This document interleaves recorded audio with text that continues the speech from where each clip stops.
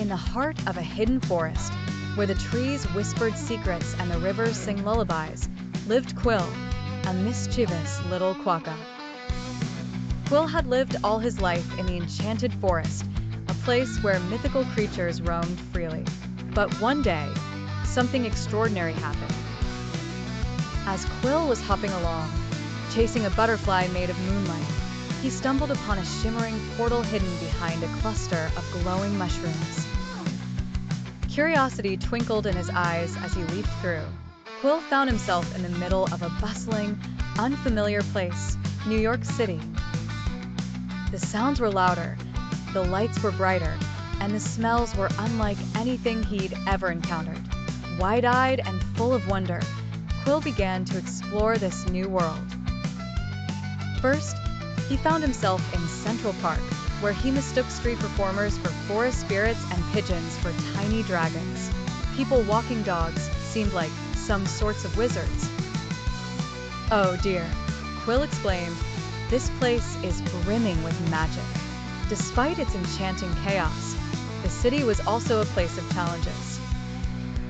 Quill had never seen cars or subway trains before, and crossing a street felt like navigating a labyrinth guarded by metal beasts. He narrowly escaped getting splashed by a puddle when a taxi zoomed by, and he had to dodge skateboards as if they were enchanted arrows. As night fell, Quill found shelter in a cozy bookstore. The kind owner, Mrs. Gable, discovered him nestled among fairy tale books. "Well, aren't you a peculiar little fellow?" she said, smiling warmly. Mrs. Gable reminded Quill of the wise owl back in his forest, and he trusted her immediately. She offered him a tiny teacup with a warm drink. After a soothing sip, Quill shared his story, paused, making animated gestures.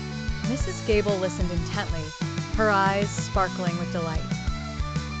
Recognizing that Quill was a creature of profound magic, Mrs. Gable decided to help him.